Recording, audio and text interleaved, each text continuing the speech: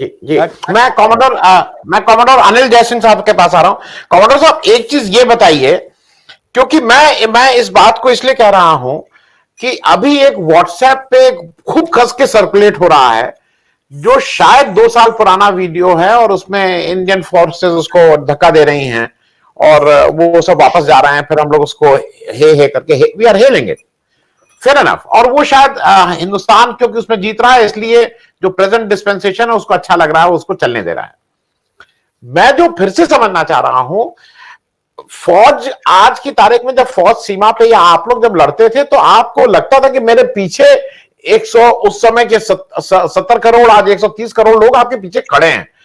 उन लोगों को आप मतलब मैं अभी भी नहीं समझ पा रहा हूं इस स्ट्रैटेजी को, कि भाई आप जाके थोड़ी लड़ाई कर रहे हो।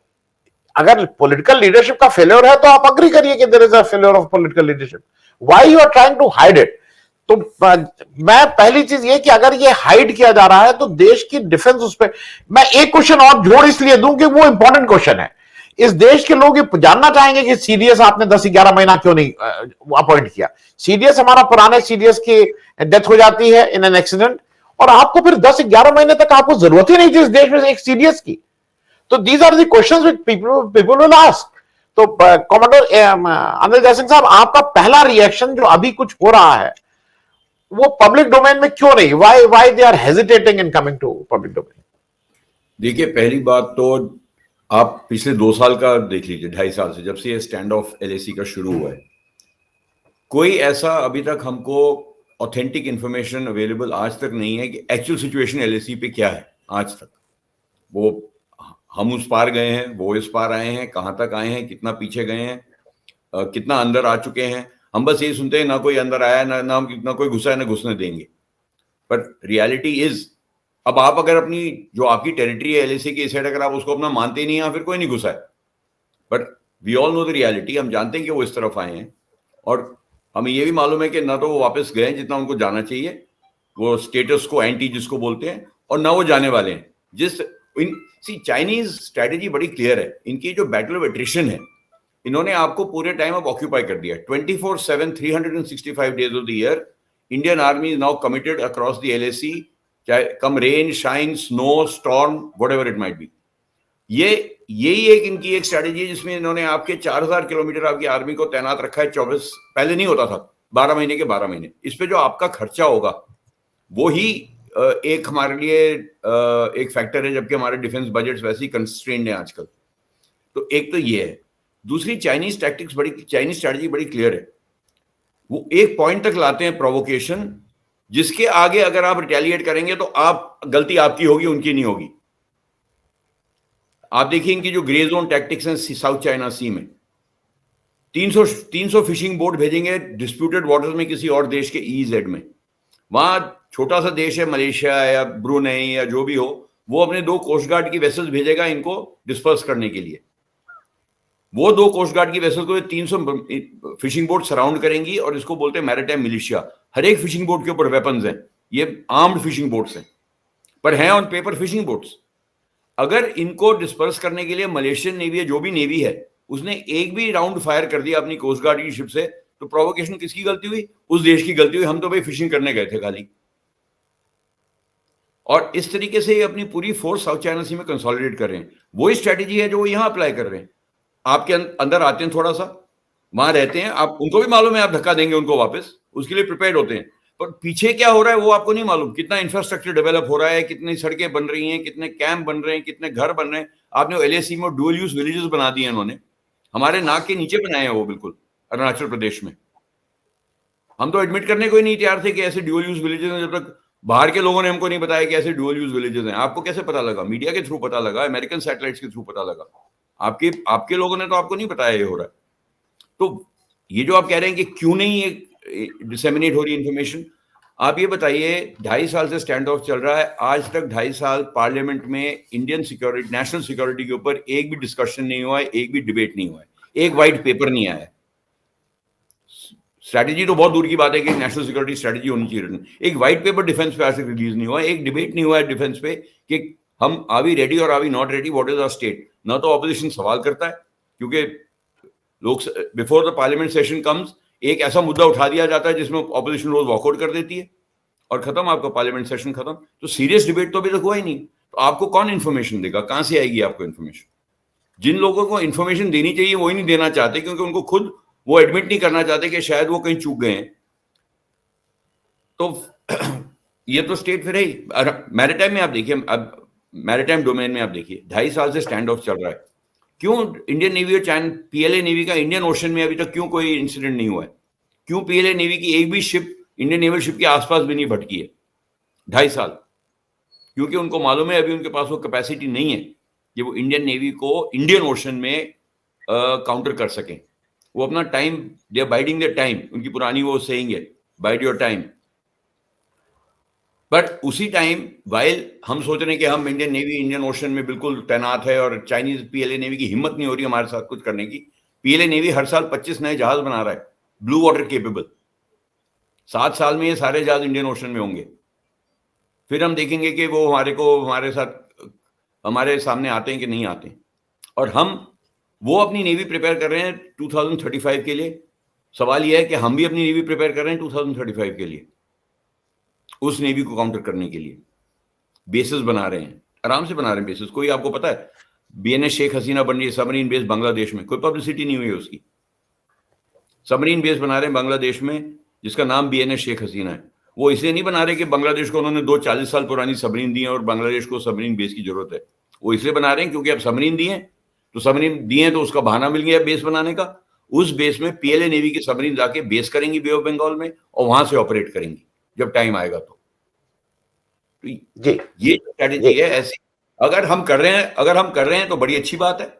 पर हमारा भी वो सागर डॉक्ट्रिन है, security and growth for all in the region. हमने भी सुना है मॉरिशस में बेस बन रही है, सेशल्स में बेस बन रही है, पर कहीं डिस्क्लोज नहीं हुआ है, कोई डिबेट नहीं हुआ है पार्लियामेंट के कि क्या वहां पे फोर्सेस होंगी, क्या होगा। चल तो देखते हैं। पर ये मैं मानने को तैयार नहीं हूं कि हमें मालूम नहीं है, जैसे अभी बताया जनरल कक्कड़ ने और कर्नल मेमन ने कि हमें मालूम नहीं है क्या हो रहा है, वो बताया नहीं जा रहा, वो बात अलग है। तो मेरे ख्याल से हमें ट्रांसपेरेंसी थोड़ी होनी चाहिए, पता होना चाहिए क्या हो रहा है, थोड़े डिस्कशन होने चाहिए, हेल्थी डिबेट होना चाहिए इस पे, और फिर एक नेशनल स्ट्रेटजी बननी चाहिए। आपने सीडीएस नहीं बनाया, सीडीएस नहीं बनाया, बिल्कुल सवाल पूछना चाहिए इस पे कि सीडीएस, इसका मतलब या तो जरूरत नहीं है आपको, या इतना क्रिटिकल अपॉइंटमेंट नहीं है वो कि आप 10 महीने बिना सीडीएस के रह सकते हैं, या ये इसमें एक पॉलिटिकल अंडरकरेंट्स हैं जिसकी वजह से नहीं बनाया, क्या वजह? तो ये सब सवाल हैं बिल्कुल। जी मैं कॉमोडोर अनिल जयसिंह साहब, आपसे एक चीज और जरा मैं समझने की दृष्टि से, हालांकि कर्नल फसी और जनरल वो बेटर शायद रहते, लेकिन आपसे मैं फिर भी पूछ लूं, एक स्ट्रेटेजिकली मैं जानना चाह रहा था कि क्या strategically China is better post than India? वो हायर ऑल्टीट्यूड पे है, हम लोग लोअर ऑल्टीट्यूड पे हैं। अगर आप लोग इस पे इंटरवीन करके कुछ बताना चाहें, they are on higher altitude, हम लोग शायद लोअर ऑल्टीट्यूड, क्या उससे कुछ फर्क पड़ता है? देखिए वो वहाँ टेरेन वगैरह तो आई थिंक जनरल कक्कड़ और कर्नल अहमद को ज्यादा उसकी नॉलेज होगी, बट जो मैंने सुना है और जो मैंने बातचीत की लोगों से, उससे ये पता लगता है कि वो उनकी तरफ ये पूरा प्लाटो बन जाता है, तो उनका जो एक्सेस है एलएसी का वो हमारे से बहुत आसान है।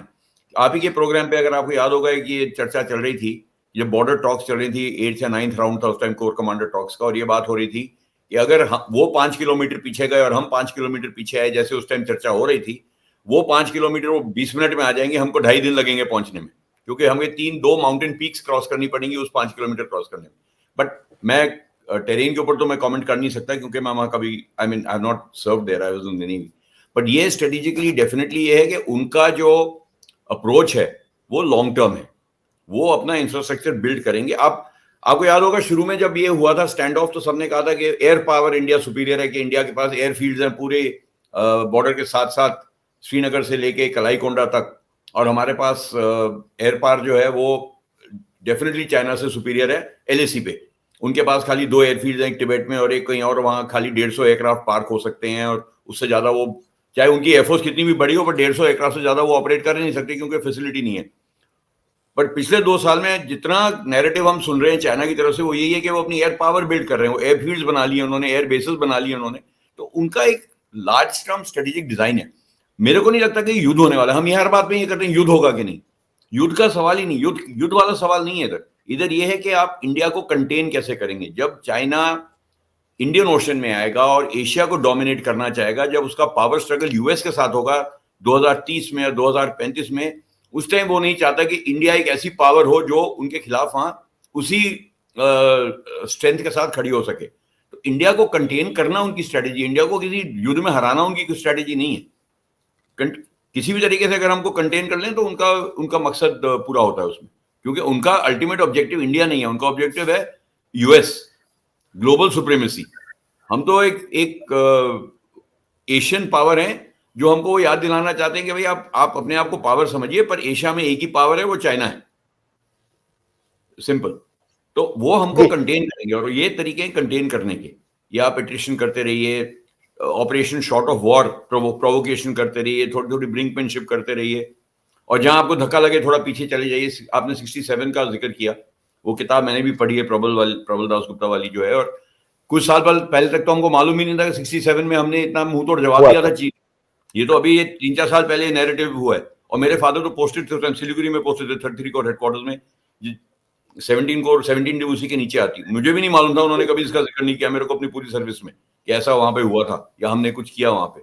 पर कहने का मतलब मेरा ये है कि अगर आप ये नैरेटिव स्प्रेड नहीं करेंगे, अगर आप अपना नैरेटिव नहीं बनाएंगे, तो आप दूसरे आदमी के नैरेटिव से दबे जाएंगे। और जितना इंफॉर्मेशन वॉरफेयर आजकल है और मिस इन्फॉर्मेशन वॉरफेयर जितना है, अगर फाइनल बैटल नैरेटिव की भी बहुत इंपॉर्टेंट होती है, क्योंकि नेशनल मोराल उससे डिटरमिन होता है।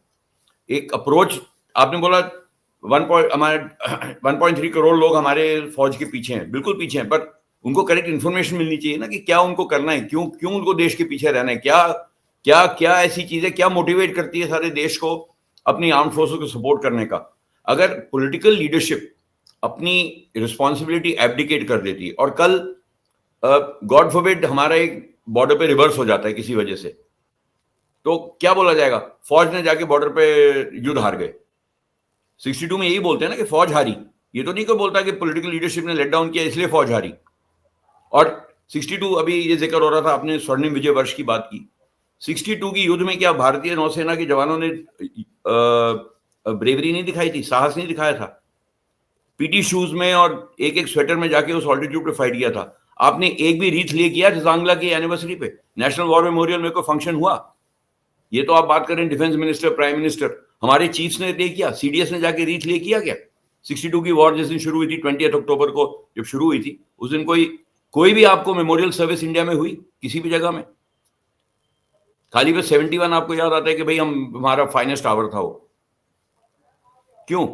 क्या वो लोग कम साहसी थे? क्या आईपीकेएफ में जो गए थे वो उन्होंने कम साहस दिखाया? क्या वो भी तो शहीद हुए देश के लिए, उनको भी तो रिकॉग्नाइज करना चाहिए। आपने नहीं किया। किसी ने पूछा इस देश में सवाल ये कि क्यों नहीं आपने 62 वॉर में जब हुई थी उसका आपने क्यों नहीं कमेमोरेशन किया? You may have lost the war, but your armed forces fought with great bravery and great courage. और एक चीज ये लोग भूलते हैं, political leadership must understand one thing, India की आर्म्ड फोर्सेस 50% और मोर और लेस उतनी इज सेकेंड जनरेशन। आप जितना वेटरन्स को लेट डाउन करेंगे, आप जितना वेटरन्स को इंसल्ट करेंगे, वो सब उसका इफेक्ट आपकी सर्विंग फोर्स पे होगा। क्योंकि मैं जब सर्व कर रहा हूं, मैं देख रहा हूं कि मेरे पिताजी जिन्होंने 35 साल नौकरी की, उनको क्या रिस्पेक्ट मिल रहा है इस देश से, और मेरा मोराल जब मैं यूनिफॉर्म में हूं उससे भी डिसाइड होगा। इंडिया में 50% arm forces are second generation, third generation, fourth generation. If you don't treat your veterans properly, or you don't give respect to the achievements of the armed forces or the bravery of the armed forces, it is going to reflect on your future, the quality of the motivation for the future forces, the morale of the forces. That is मेरी view ये है इस पे। जी जी।